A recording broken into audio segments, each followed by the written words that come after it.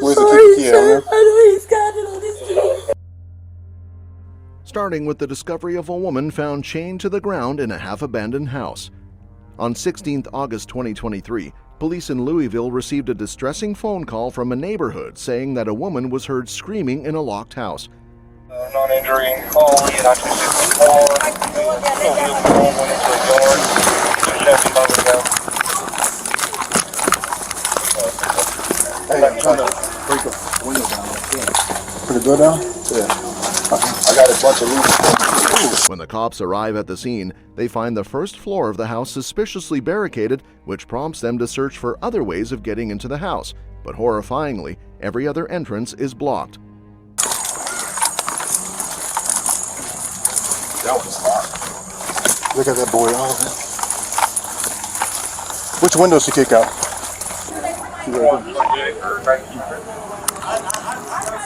Where you see a ladder at? While searching for a route inside the house, they hear a sudden crash followed by another scream. On closer investigation, they discovered that the scream originated from a broken window on the second story. Consequently, they retrieve a ladder and decide to enter from above, and what they find next is truly heart-stopping. Is anybody else in there?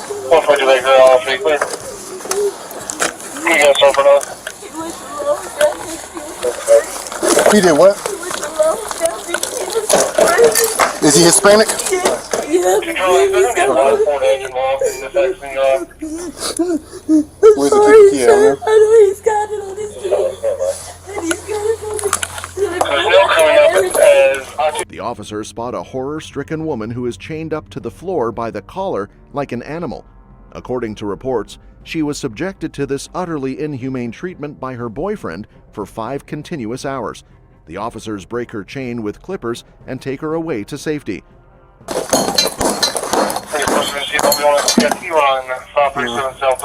There we go. Thank you so much. The woman was immediately taken to the hospital where her wounds were disinfected and treated. Her boyfriend, identified as May, was tracked down and taken into custody 2 days later. He now faces the charges of kidnapping, wanton endangerment, and assault. However, terrifyingly, she is not the only abducted victim the cops have discovered. On October 16, 2023, a local woman called Akron police to report that a guy had been hiding a woman in his garage who seemed to be hurt. The caller then gives some additional details about her observation once the police arrive at the scene. What's going on? How do we get in? Can we get in the door? You have to kick in the side door. We don't care. I don't care. My parents are here. I can't help. I just don't hope this camera. He used to live here, so he can tap into anything. But we have cameras up for other reasons. Right, I got you. You know he's in there for a fact? I know for a fact. You can kick your door. You can kick it in. I swear to God. Go ahead. Please. I don't know what's wrong with this girl. Oh, there's a girl in there with him? Yes. I told them this There's a girl in there. She's very slim. My husband said he didn't really get a good look at her, but he's yelling at her. Before I peek the living her face is she can't see out of her eyes. Okay. So this is why I'm nervous. This is why I've been calling his officer all morning, and I don't even know if that's even the right thing. The woman informs that the man who kidnapped the girl is also inside the room with her right now, and she appears to be in critical need of medical attention. So, without wasting any more time, the officers swarm the garage where the woman is allegedly held captive. Last chance! Come out now with your hands up, or we'll be sending the canine in to apprehend you. You will get bit by the dog. William, last chance!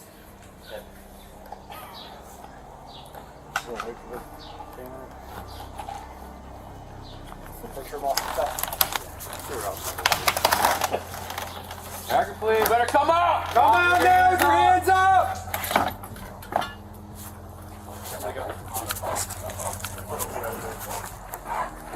The officers announce a warning to the suspect, saying that they will let the dog loose if he does not comply.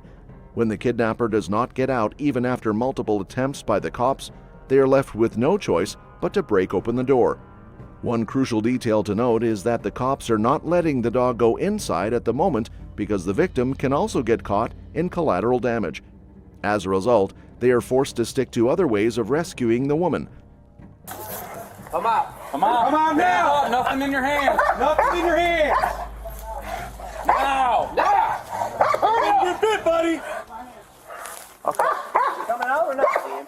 Can you see him? Get out here now! Come out now! Come out now! Bro, you're gonna get fucked up in a second. You better come right the fuck out now. Now! He's up in the attic. Come on. Keep going. No, I don't see him. Keep everything out of your hands. He's in the attic. He's in the attic. He's coming Keep everything out of your hands. After some further serious instructions, the suspect finally complies. He is later identified as 33-year-old William Monzingo, who walks out backward with his hands joined together. We'll cuff. Hey! Face that way. Just keep coming. Watch your step. Right there. You get that? There's a female in there. Come on out. Mozingo is arrested, but the officer's top priority is the safety of the hostage. When they enter the garage, they are utterly stunned by the horrible condition in which the girl has been kept for days. Okay, what do you need to get down? Let me get this ladder, okay?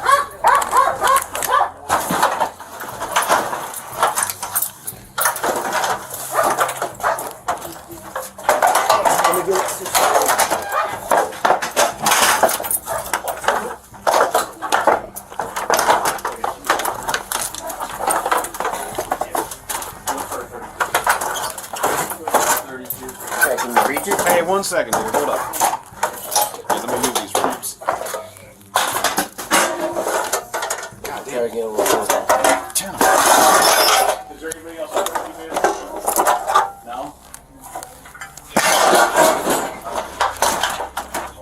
Alright, can you reach that? Reach that. Initially, the garage seemed empty. However, the officers soon noticed a secret hidden hole in the ceiling which led to a small attic where the woman was concealed.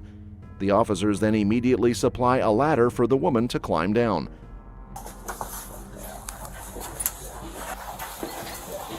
There's no one else up there?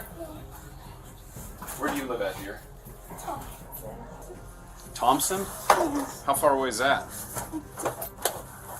Like 30 minutes, like close to Chardon. Why don't you have a seat right there? Why don't you have a seat right there on that stool? You probably want to know. Yeah, probably. Where's she at? Okay, also? Yeah. Why don't you just sit down? It was later revealed that the woman suffered multiple facial fractures, brain bleed, broken arms and fingers, along with swollen eyes. She appears to be still in shock and has trouble balancing herself due to insane brutality and is soon given the much required urgent medical attention. As for Mozingo, he was arraigned on charges of kidnapping, felonious assault, abduction, and unlawful restraint. Authorities have said the woman knew Mozingo, but they were not too close. And as for the abduction and attacks, the incident occurred after Mozingo offered to drive her home, but instead took her to the garage and kept her there for 4 days. Fortunately, the officers arrived just in time to rescue her. However, what happens when even they cannot be fully trusted? Like this next case, where the police discovered that an 18-year-old was posing as a cop impersonator.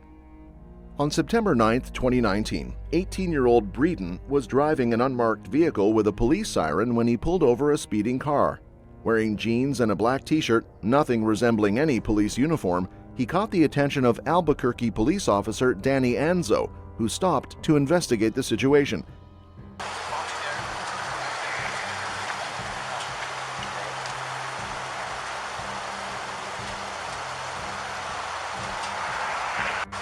Talk back here real quick. Who do you work for? Oh, okay. I know. The boy confidently talks to the officer, trying to make him believe that he knows what he's doing and just acting professionally. But there's only so much information he can improvise on. Are you... You say you work for Warren Sheriff's? Yes, sir. Do you have an ID with you? And this is all I got on me. Like I said, I'm under equipped. I was just heading over there to the courthouse To the courthouse for what? to get my crap. Okay. I know it makes no sense. I caught him going 120 down I-40. Okay. He also admits that he did not act professionally, which is another psychological tactic to deceive Officer Danny into thinking that Breeden is aware of his actions, which would mean that he has been doing his job for quite some time. But unfortunately for him, Officer Danny sees right through his petty trick. Why do you have lights on this vehicle? Personal, I know. Do you have an ID with you at all? No, I keep it on my uniform. Okay. What's your name? Brendan Wazinski. What is it? Brendan Wazinski. Brandon? Yes, sir. How do you spell that? Brenden. For now, the officer assumes that Breeden is a sheriff's county officer and talks to him about his impulsive attitude when he dangerously made the traffic stop while being completely alone late at night. Simple. And I'm not here to mess with you, man. It's just the thing is, yeah, he was speeding, dude. You could have called it in, and because if you get into shooting, you're right. All right, man. I understand. Right. This, for starters, I know this looks really bad. Right. This looks really bad. This screams whacker. Right. How long you been on? About 3 years. Okay. I've been on for like 13 years. All right, so I'm not saying I'm perfect, and I'm not saying that I've never done anything to against protocol, but you need to be a little bit more careful, all right? So just do me a favor, hang tight for a second, okay? Yes, sir. Breeden seizes every chance to convince the officer that he's a real cop, even using the term whacker, a slang word in law enforcement for an overenthusiastic amateur. Despite his efforts, Brendan's attempts fail to ease Officer Danny's suspicion. The officer calls his supervisor for backup while discreetly limiting Brendan's access to potential escape routes. Hey, Brendan.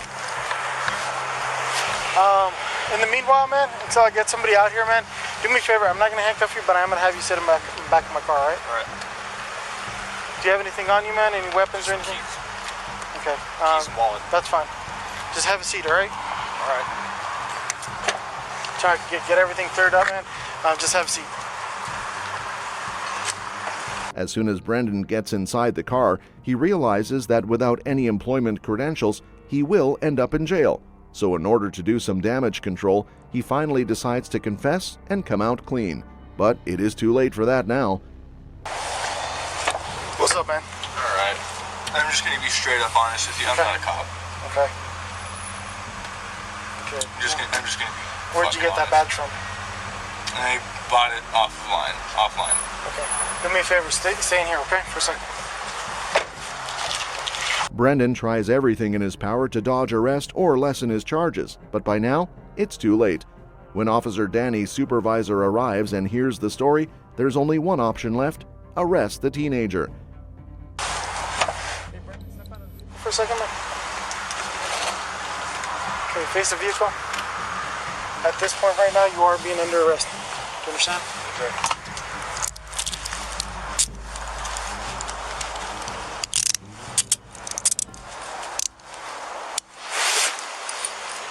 He is transported to jail, where instead of contesting the charges, he pleads no contest. Brendan expresses regret, admitting that he ruined his life in just 2 minutes. He is charged with impersonating a police officer, a misdemeanor, and the judge sentences him to 1 year of probation, during which he's prohibited from carrying handcuffs or firearms. The judge also recommends a psychiatric evaluation. If Brendan violates any of the guidelines, he could face up to 1 year in jail. Finding out a fake cop in the middle of the night is concerning, but nothing tops this next bone-chilling discovery, which involves a young teenager, Shad Thyrion. Shad Thyrion was picked up from his mother's home by Taylor Shaw Business, with whom he was in a sexual relationship. However, Shad didn't return home for several days, leading to a missing person report being filed. As the investigation progressed, on February 23, 2022, 2 days after his disappearance, Shad's mother's boyfriend made a disturbing discovery in the basement and immediately called the police. Those two, I was going to see it. Where's it at? Go right there. Look right. There's a bucket where it's taller.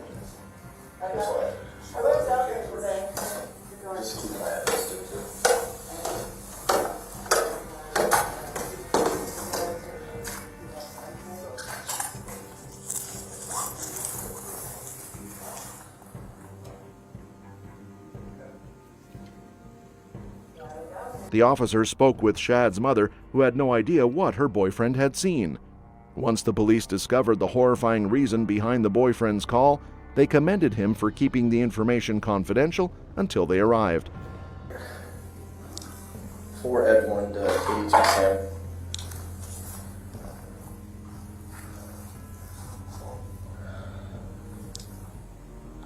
I know you're busy over there, but this is actually what it's going to be. It's not going to be a 961 thing or a 96 thing, so we're going to need more units here.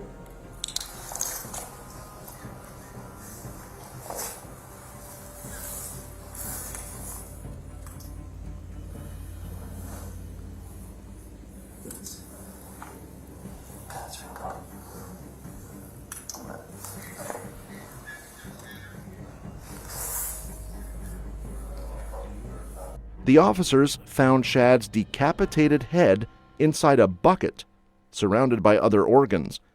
The scene left the on-duty officers deeply disturbed. While they maintained a professional demeanor on body camera footage, they later admitted that the experience was profoundly unsettling. It's here sooner rather than later, that'd be appreciated. We've got quite a bit of blood down here. I want to clear this rest of this house. We've got 2 people in the house for sure.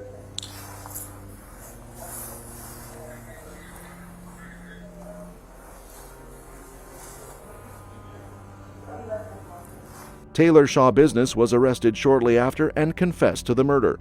Reports indicate that Taylor and Shad used methamphetamine and injected trazodone at her apartment before engaging in sexual activity. Taylor then strangled Shad, a process that lasted nearly 4 minutes, and proceeded to engage in sexual activity for several hours while methodically removing his organs. The following morning, she dismembered the body using knives. Taylor was charged with murder, mutilation of a corpse, and third-degree sexual assault. In September of that year, her attorney, Quinn Jolly, submitted a plea of not guilty by reason of insanity. However, 5 months later, Taylor attacked Quinn in court. Fortunately, a Brown County Sheriff's officer intervened before anyone was seriously hurt. About 10 minutes after the incident, Quinn filed a motion to withdraw from the case. Taylor was ultimately sentenced to life imprisonment without the possibility of parole. It is undoubtedly one of the most shocking experiences of any police officer, but the next case is also equally surprising, just without the bloodshed. On May 15, 2023, police were alerted to a man choking while sleeping in his car, parked on the side of the road. Upon arrival, the officers found Matthew unconscious in his vehicle. When they roused him, he quickly hid the pipe he had been smoking. It soon became clear that Matthew was the newly elected Cranston City Council member. The body camera footage clearly shows the council member in a semi-conscious state as the officer approached. Yes, sir. I'm just going to pat you down. Yes, sir. Put interlock your fingers. Interlock your fingers. Do you have any weapons on you? No, not at all.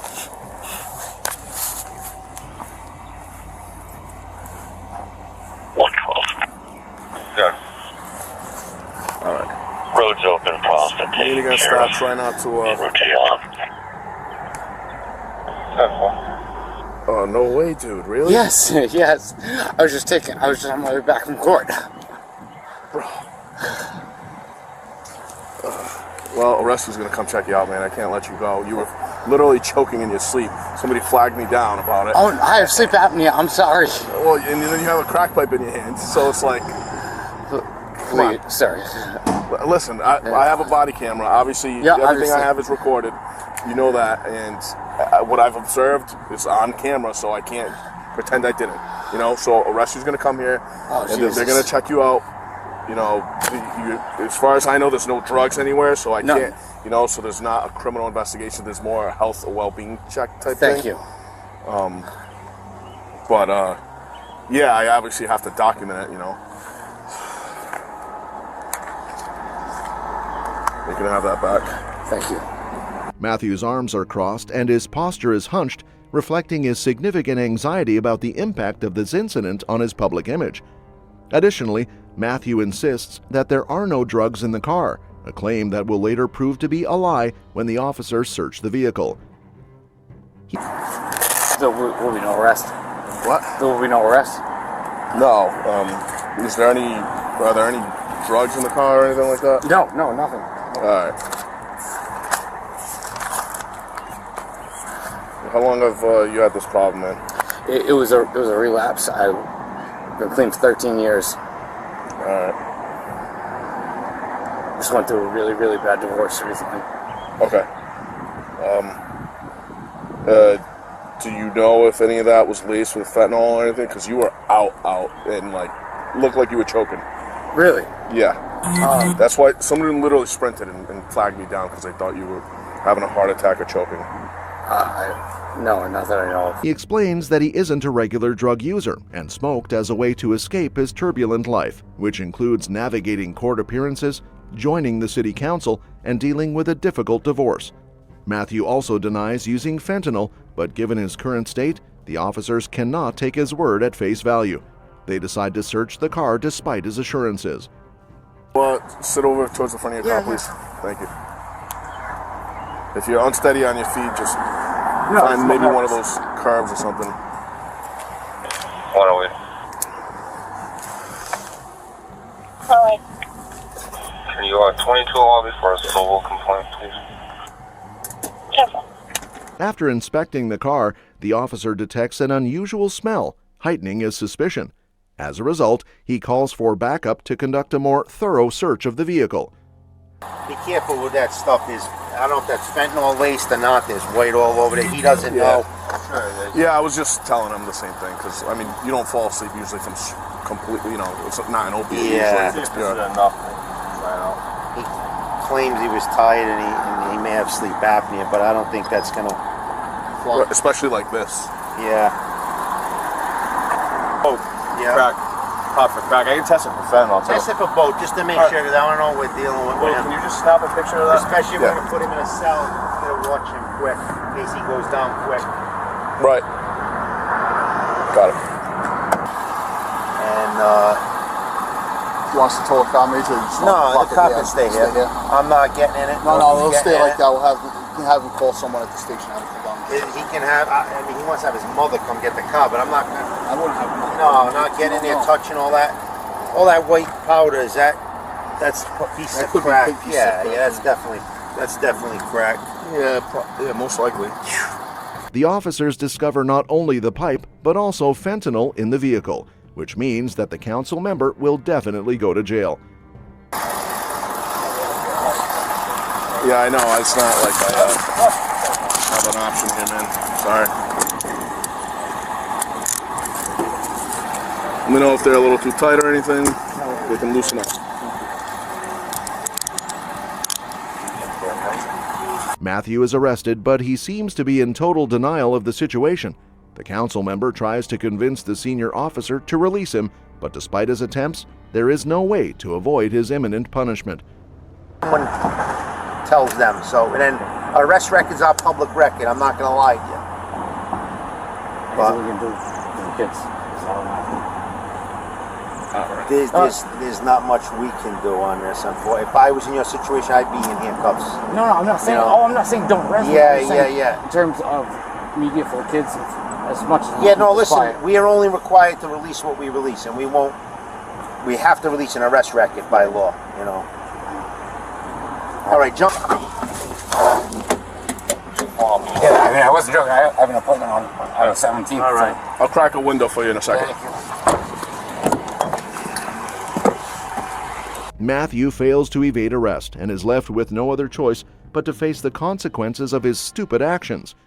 He was transported to the station, where he was charged with controlled drug possession of fentanyl in the form of cocaine. A few days later, he resigned from his post as a city council member and his position as chairman after getting pressured by the mayor and other council members. According to sources, he has now joined a rehabilitation center. Catching a politician smoking a pipe in broad daylight is extremely rare, and so is stumbling across a high school student who could turn into a potential school shooter. On May 2, 2023, an 18-year-old Orange School student, Nolan Rosen, was suspected of carrying a weapon after he accidentally dropped a bullet in the campus cafeteria. The school staff notified the police, who arrived at the scene promptly.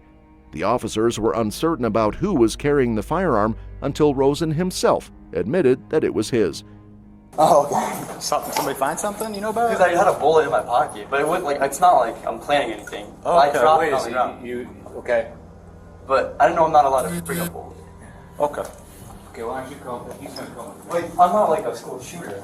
Immediately, Rosen starts arguing, claiming he is not a school shooter. However, he fails to recognize that his intentions are beside the point. The fact that he brought a firearm onto school grounds is enough to warrant arrest. However, he still resists and puts up a futile struggle. I know why it would raise a concern, but I'm not like I'm really scared about that stuff. Like school shooters too. I'm like very it makes me anxious too that anyone can just walk into school and shoot it up. So I'm like You worried about that? Yeah, I worry about that stuff a lot sometimes. What made you bring those with you? Just because literally it makes me feel comfortable. It's like the only reason. Is there something you're afraid of in particular? No, I literally it's literally just like a sentimental thing, kind of I don't know how to explain it, but it's one of those things where you carry around your blanket you like because it makes you feel comfortable and stuff like that. Even the police officer, with many years of experience, is baffled by the student's absurd claims. Rosen attempts to convince the officer that he feels comfortable with a gun around, though ironically, his so-called comfort has caused significant distress and discomfort for the entire school. Furthermore, Rosen's justification isn't entirely credible. He eventually admits that the real reason he brought the firearm was because he thought it looked cool. Parents know how you feel about this stuff or not? No, I don't bring the rifle because I'm like assuming I'm gonna have to use it. I just bring it because first of all it looks cool, and second of all it's like the comfort thing. But soon he realizes that these excuses are not going to be enough to evade the charges, so he introspects and comes up with the most childish argument ever. The gun's in my car. Before I brought the gun, I'm pretty sure I was allowed to bring it. I don't think there was anything saying I'm not allowed to bring it. Okay, I got you. The law clearly states that it is forbidden for anyone to carry any type of weapon on the school premises. Soon, everyone realizes that Rosen is just making claims out of thin air and does not know what he's talking about. I thought I was allowed to bring it in the parking lot. I mean, regardless, you're gonna have to either sign it or don't sign it. But you know what I mean? I thought I was allowed to bring a rifle in the parking lot. Okay.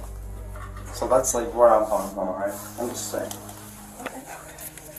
Rosen keeps the rifle in his car in the parking lot, but he fails to realize that the parking lot is considered part of the school grounds. Therefore, storing the weapon in the vehicle still results in the same charges for possessing a firearm on school property. Despite this, Rosen continues to argue. When school officials ask him to sign the letter of acknowledgement, he responds with the following. 10-day suspension with a recommendation for expulsion for weapons, specifically a gun, and disruption and misconduct. I have to go fill out the rest of the paperwork. I didn't disrupt anything. The whole school was on lockdown, buddy. I'd call that about as big of a disruption as you could have. Alright, sorry. Well, the problem wasn't bringing the gun. The problem was I dropped the bullet in the hallway. That was the problem. Pretty much. Regardless, you can't bring... If he hadn't dropped the bullet, he believes that everything would have gone more smoothly. What is crazier is that he thinks carrying a weapon is not the issue. Rather, it is the problem of leaking evidence. It's becoming increasingly apparent to all of us that having access to firearms at this stage can be quite dangerous for impressionable and spoiled kids like Rosen. To make matters even worse, he makes several claims which are so weak that they can be disproved by a simple Google search. We talked to our prosecutor. He's the guy that kind of makes the law decisions, all right? It is against the law to bring a gun into what's called the safety zone or a school, right? That's subjective. What is subjective? What you consider like a safety zone. Okay. So now's not going to be the time to contest it right now, okay? So basically what I'm telling you is we're going to end up charging you, okay? And you're 18 years old. There's no law against that. Bringing a gun on the school property, there's no law. There's no statute. I'm telling you there is. It's a policy, not a law. No, there's a state law in Ohio. There's No, also there another. isn't. Okay. So like I said, we just talked to a prosecutor. So here's what's going to happen. You're going to come with us. We're going to handcuff you until we get you outside to a cruiser. Because there's a lot of people going on and want to save you any kind of... There's no law against bringing a gun. It's a policy. There's no, like, show me the statute. There's no statute. I told you before, I assure you, there is an actual law. We'll show it to you when we get to the station. I mean, it's not, we're not making it up. We're trying to... I think you are making it up. No, we're trying to accommodate you I'll do you a favor. in a good way. I'll do it for you right now. But it's, you said safety zone. So how am I supposed to know this is a safety zone? A safety zone is any school property and/or school bus stops. Does it say safety zone is and/or school property? School. I don't think it does. Yeah, School it does. safety zone. School safety zone is defined as any school Wait, property. illegal conveyance or possession of deadly weapon. So that's what you're getting charged with, as well as something called inducing panic, okay? The officer tells him exactly what's going on, and after this direct confirmation from official personnel, any sane, rational human being would understand the situation and give up arguing, but not Rosen, who continues to resist, saying that the officers are deliberately framing him. If we thought that there was an inkling that we were wrong, if there was any gray area, we wouldn't do it. We wouldn't do it. We respect your rights, okay? As a person. Stand up. Put your hands behind your back. You said I can Put your hands behind your back. I'm telling you, I respect you. It's okay. It's okay. It's okay. It's okay. We're okay. Go ahead. Go ahead. Go ahead. Stand by. We're gonna do it right here, okay? We will treat. Listen. No, I love. No, okay. I respect my police. I understand. I understand that. You're safe with us, okay? Everything is gonna be okay. We'll explain everything. Why would I not be safe? Why would I not be safe? You are safe. Yeah, but why would I not be safe? I don't want you to feel uncomfortable But and not. by saying you're safe with us, that means you're assuming I'm not safe. No, I just want you to have the understanding of where we're coming from. I know where you're coming from. Okay. Hold on. Officer Neal and I are going to walk with you out here, okay? Just take a breath. You're just arresting me on a charge that's made up. I know. You are though. It's made up. It's been in It's law made for up. a long No, it's time. made We up, wouldn't dude. Make up things. It's We made don't up. have the authority to make things up. The officers then put him in the back of the car and then transported him to the police station where he was charged. He was charged with improperly handling firearms in a motor vehicle, possessing a deadly weapon in a school safety area, and inducing panic. If you enjoy videos like this, please like, subscribe, and watch this other one.